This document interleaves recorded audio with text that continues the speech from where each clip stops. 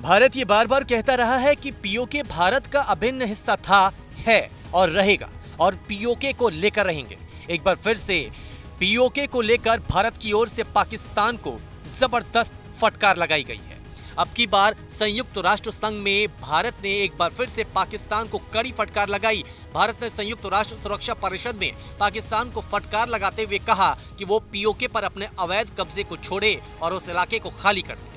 इसके साथ ही भारत ने यह भी कहा कि कश्मीर पर बार बार बयान देने से न तो उसका अवैध कब्जा सही माना जाएगा और न ही सीमा पार से आतंकवाद का उसका हथकंडा जायज ठहराया जा सकेगा। Madam President, India is compelled to note that the delegate of Pakistan has yet again resorted to unwarranted remarks on the Indian Union territory of Jammu and Kashmir. Such repeated references neither validate their illegal claims nor justify their state-sponsored cross-border terrorism. Jammu and Kashmir was, is, and will always be an integral part of India. Pakistan continues to illegally occupy the territory of Jammu and Kashmir, which it must vacate. We would advise Pakistan not to try to divert the attention of this forum to drive their parochial and divisive agenda. India will refrain from exercising a more elaborate right of reply.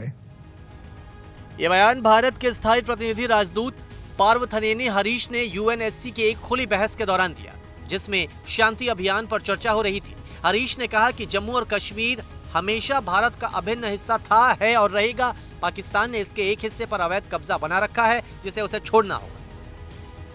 यह टिप्पणी पाकिस्तान की ओर से बहस में जम्मू और कश्मीर का मुद्दा उठाने के जवाब में आई। हरीश ने पाकिस्तान पर नाजायज दावों और राज्य प्रायोजित सीमा पर आतंकवाद को बढ़ावा देने का आरोप लगाया और उसे परिषद का ध्यान भटकाने से रोका।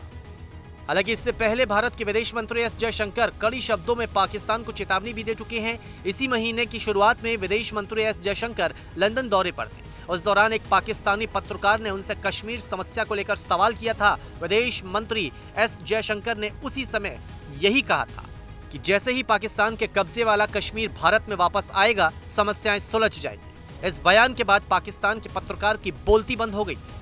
Actually, we have done, I think, a good job solving most of it. I think removing Article 370 was one step number one.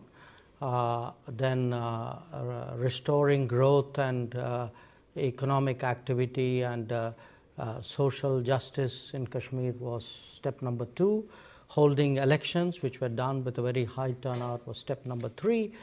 I think the part we are waiting for is the return of the stolen part of Kashmir, which is on the under illegal Pakistani occupation. When that's done, I assure you, Kashmir solved.